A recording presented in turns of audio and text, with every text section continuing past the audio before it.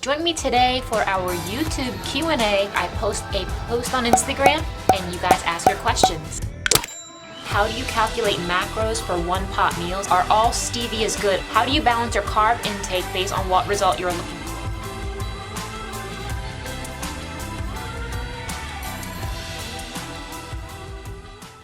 Hey, what's up YouTube? It's Christine with Gauge Girl Training, an online meal planning and coaching service. Join me today for our YouTube Q&A where I post a post on Instagram and you guys ask your questions. So let's get started. All right, gang, so welcome to this video. We have a weekly YouTube Q&A where I answer questions on nutrition science. And this week I got asked over 66 questions, which is pretty exciting. And I am excited to bring you guys some answers to your questions. So let's get started on that. First question is, can you explain how drinking a lot of water optimizes fat loss? When you are fully hydrated, your body is able to metabolize fat most efficiently. If you are not fully hydrated, your body is going to be using energy to help other bodily functions. Whereas if you are fully hydrated, your body can just focus on burning that fat off and using it for fuel. All right, next question is from Living Like Julie. How do you calculate macros for one pot meals? Examples: turkey chili, bolognese sauce, stir fries.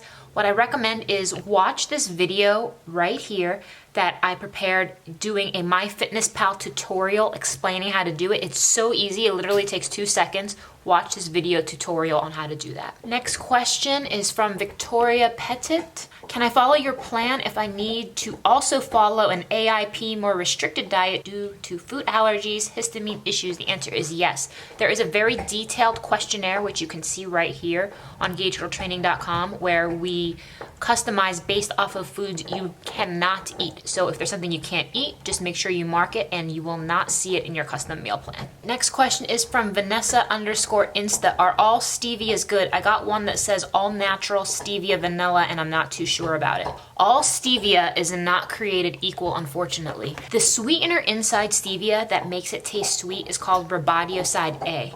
Now, stevia is a natural plant where the ribadioside A naturally occurs in the stevia plant leaves. Now, the amount of Reb A that is in stevia will vary product to product. For instance, a 90% Reb A stevia is drastically different from a 98%, a 99%, a 99.999%. And I'm saying this because as a manufacturer, when we are purchasing wholesale stevia, the price difference between something that's a 90% stevia and a 99.999% Reb A, completely different. So all stevias are not created equal. The thing you really want to pay attention to is the Reb A content. Now, they're not going to tell you that on the label, but just because something says stevia on it, it does not mean it's going to taste the same as everything with stevia. So you may need to do some trial and error, read some reviews, and see what it tastes like, because a 99.999% Reb A is going to taste so much better than something that's a 90% Reb A. I'm not a big fan of stevia just because it has like a licorice aftertaste, but there are some higher quality stevias out there that taste a lot better. So you get what you pay for when it comes to stevia. All right, Lurs Nation says, you've excellently explained the process of balancing your protein and fat macros to suit different types of physical results, but what about carbs? How do you balance your carb intake based on what result you're looking for? I actually explained this. I wrote a very long, in-depth article, which you could find on muscleandstrength.com, where I actually give you ratios of carbohydrate per pound of body weight, explaining how many carbs you should take to reach your goals. I'll put the link below. You definitely want to check out that article and share it if you like. Next question is by Dear Healthy. Tell us your top foods to go to try and avoid slip-ups, safety net snacks. So I have 3 safety net snacks.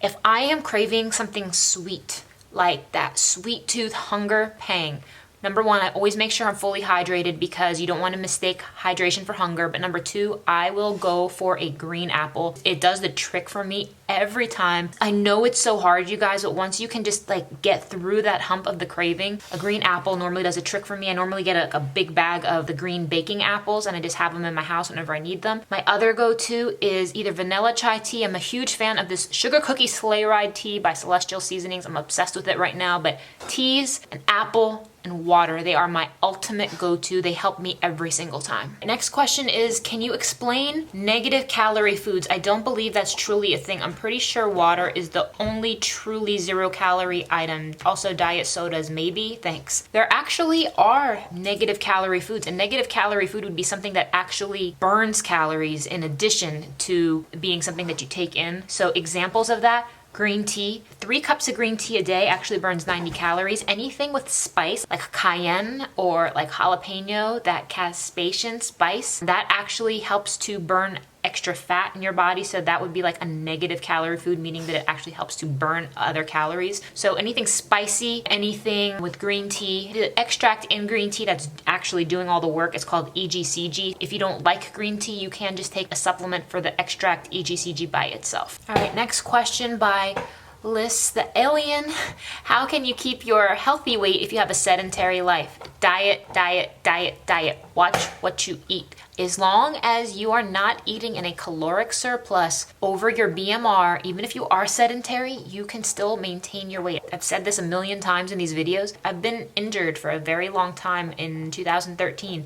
And I could not do any activity for 9 months out of that year, but I was able to maintain my weight by watching what I ate. All right, next question is, who can reverse dieting help? Can it help anyone? No matter how I change up my macros, I'm not seeing the fat loss I'm looking for. Is it time to try reverse dieting? I think you are misunderstanding what reverse dieting is. Reverse dieting is when you go into a caloric surplus after being in a caloric deficit. If you are going to start to add more calories, it can help boost your metabolism. But the idea is, I've said this a million times, you're not meant to be like on a meal plan / diet forever. It's good to help you lose weight, get to a certain point, but then you want to like maintain that point, enjoy your life, stay active, stay healthy, and make conscious, good decisions. So reverse dieting is good for competitors. It's good if you have been on a restricted regimen for a prolonged period of time where you want to slowly build your calories back up to allow your metabolism to catch back up with you.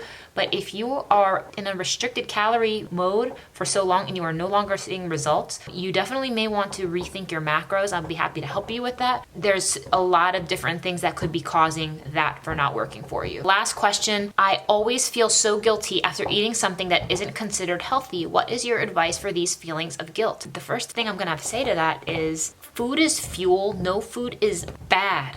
And I think that if you look at food for what its macronutrients are, if you're tracking and like following a flexible diet approach, you can enjoy higher calorie foods that are higher in fat and higher in carbs and sugar occasionally.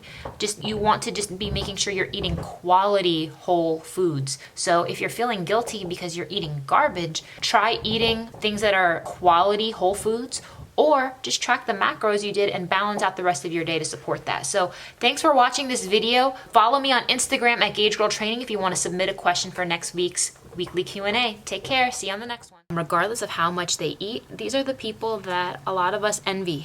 Cry me a river if you have a hard time gaining weight. Today we're talking about fat loss for the different body types: mesomorphs, endomorphs, and ectomorphs.